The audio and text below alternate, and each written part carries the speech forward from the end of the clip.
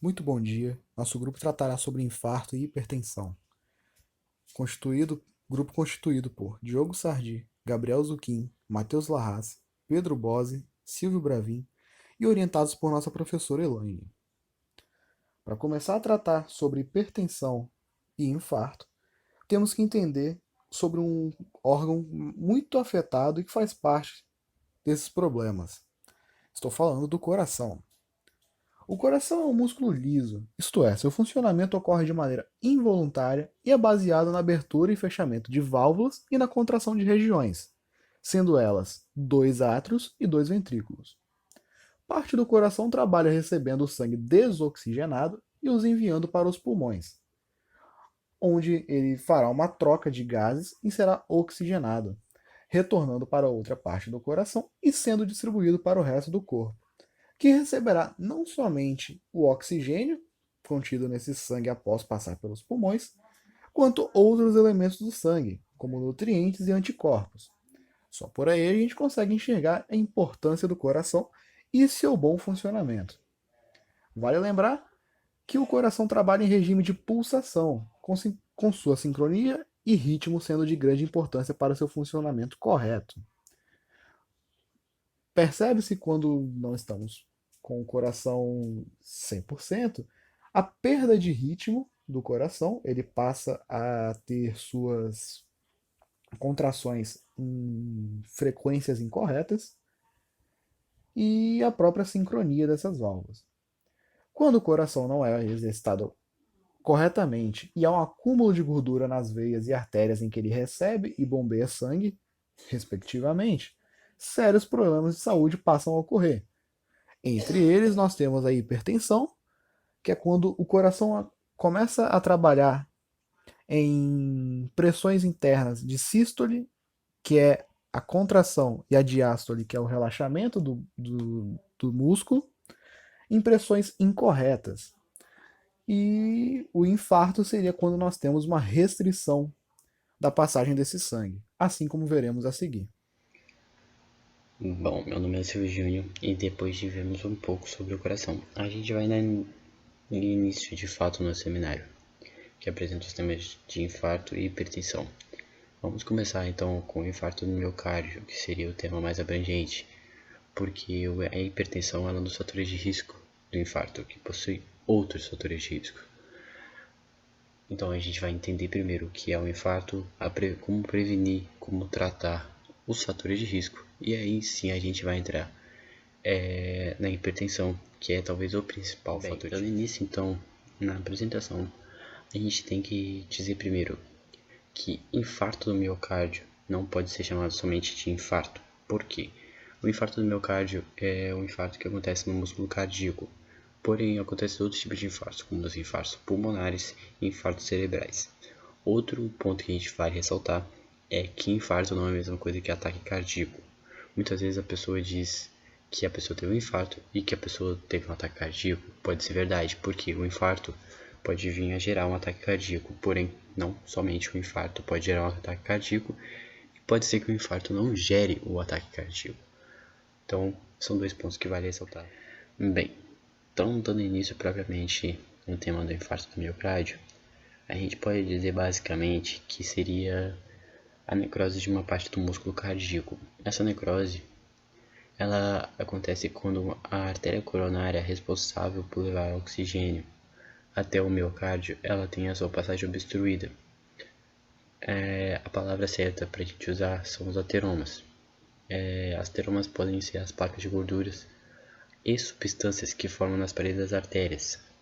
Com o passar do tempo, os vasos sanguíneos, a corrente sanguínea vai danificando as artérias. Então, acontece ali alguns acúmulos, principalmente de colesterol, que seriam as placas de gordura.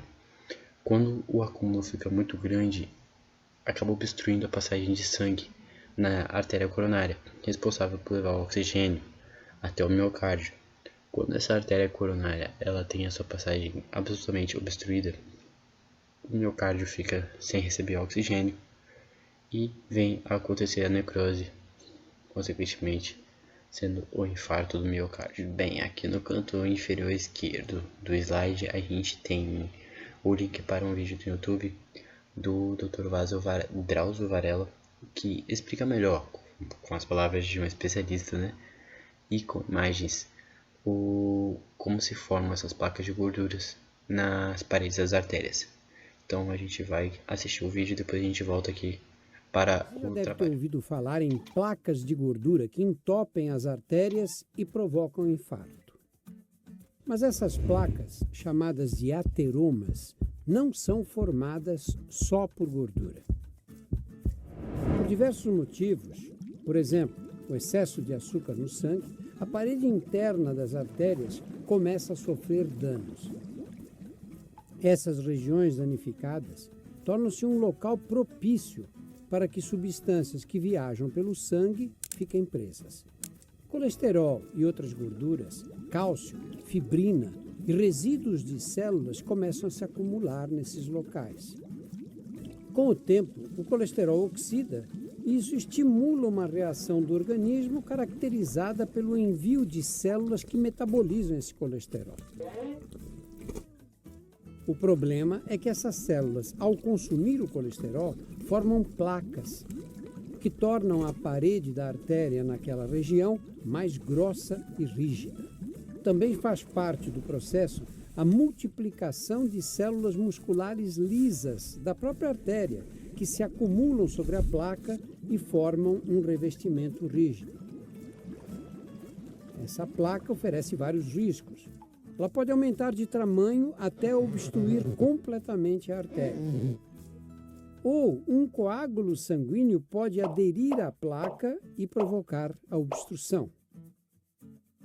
Ou ainda, o revestimento pode se romper e liberar fragmentos de placa que irão viajar pela corrente sanguínea até obstruir uma artéria em outra região.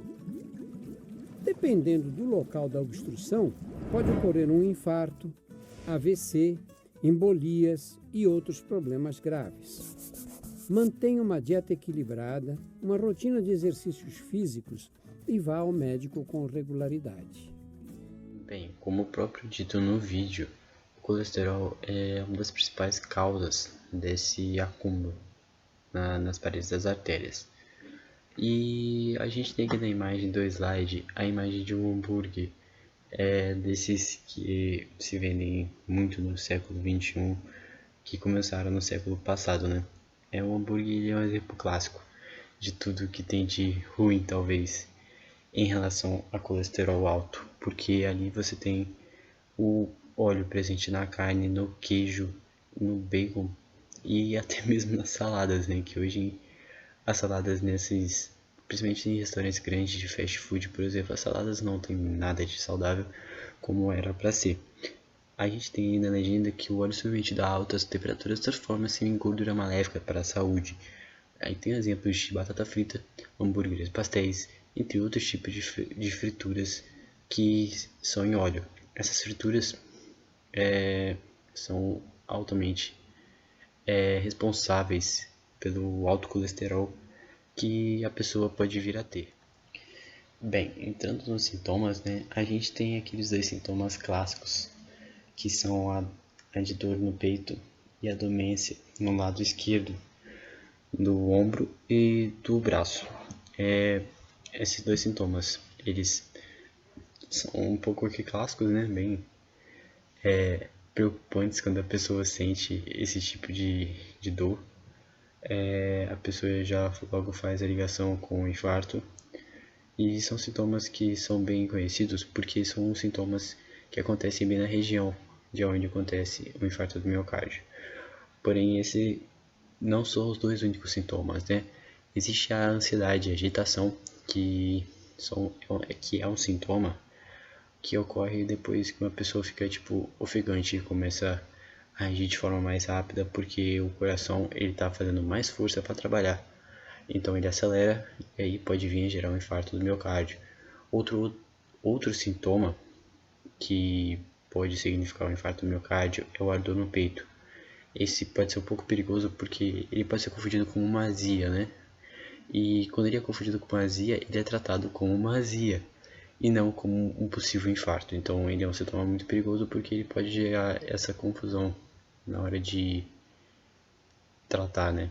na hora de tratar com o sintoma. Então agora a gente vai um tratamento do infarto do miocárdio, como a gente pode tratar isso, com remédios ou com cirurgias. Gabriel de Souza Kenny, eu vou falar sobre tratamento e prevenção do infarto do miocárdio.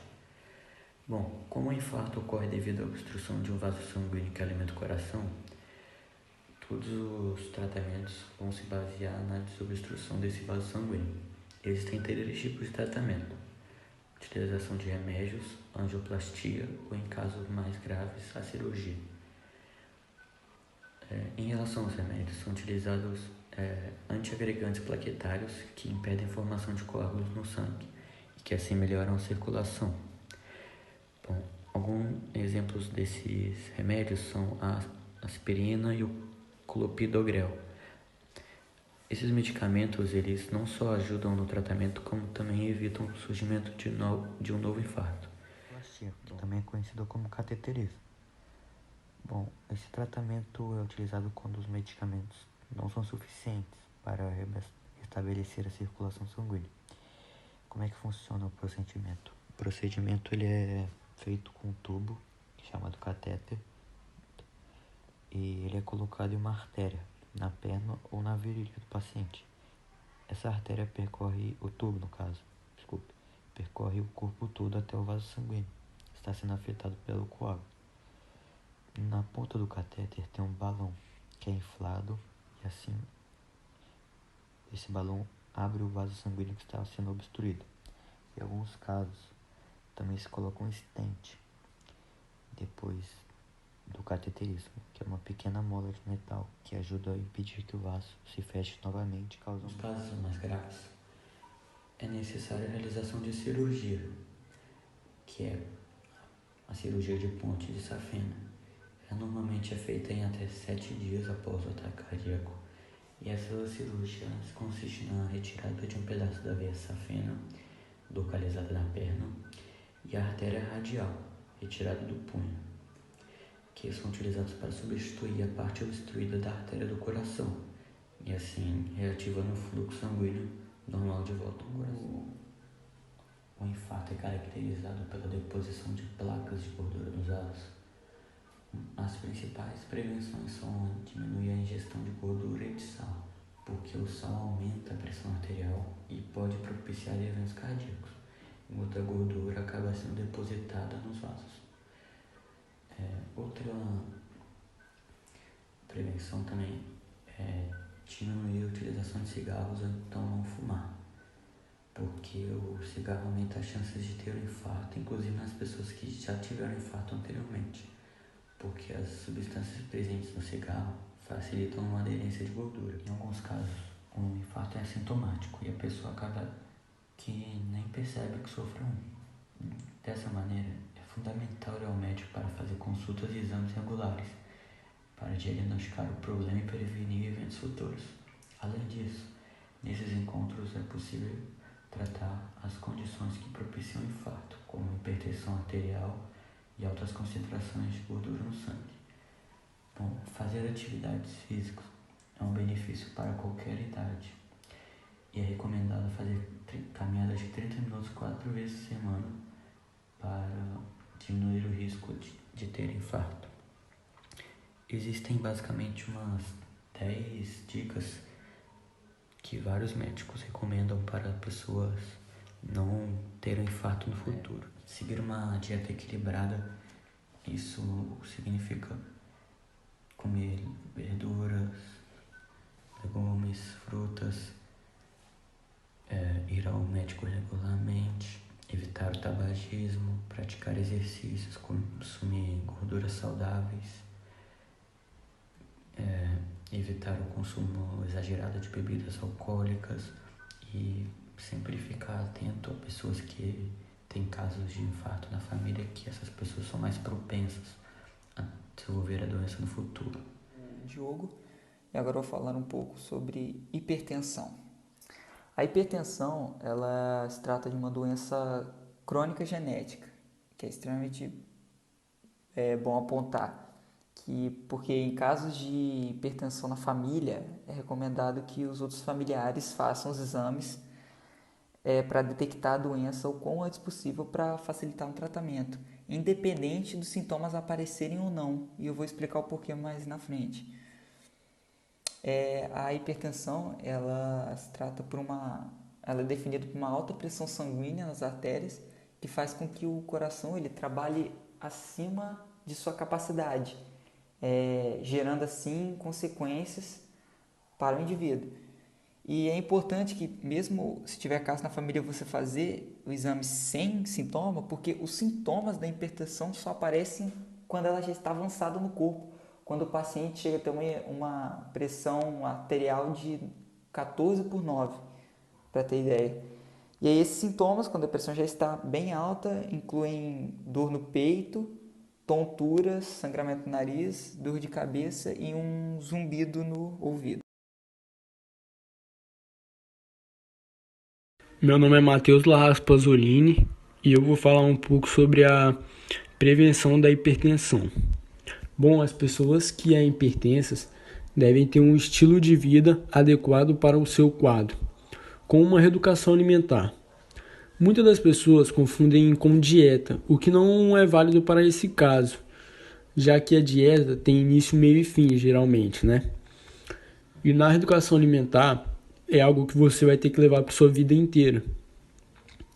Todas as restrições alimentares feitas por médicos geralmente são o excesso de gordura de alimentos que você deve cortar das suas refeições e a industrialização, alimentos industrializados, que está cada vez mais comum na mesa do brasileiro, já que é algo mais simples e prático de fazer. Então é algo que a pessoa que é hipertensa, ela deve evitar ao máximo, já que isso pode agravar, né, piorar o seu caso. Bom, outra coisa também, né, que é muito importante, trocar esses alimentos gordurosos, industrializados, por alimentos naturais, mais verdes, sempre evitando o máximo ao sal, né, como você pode ver. Aqui nos slides a gente tem a imagem de um sal, que é algo que é um grande vilão para a hipertensão, certo? A prevenção dele também é feita por exercício físico.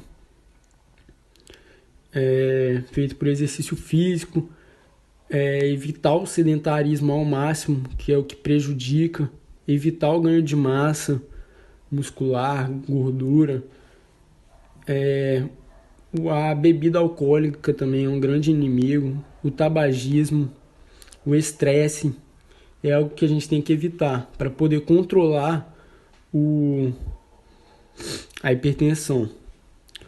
Bom, e outra coisa também que vale ressaltar, que não só obesos ocorrem um risco de desenvolver ou ter hipertensão. Pessoas magras que vêm de uma família com um histórico, né, posso dizer um histórico de hipertensão extenso, tem a possibilidade de nascer com a mesma e pode se desenvolver durante sua adolescência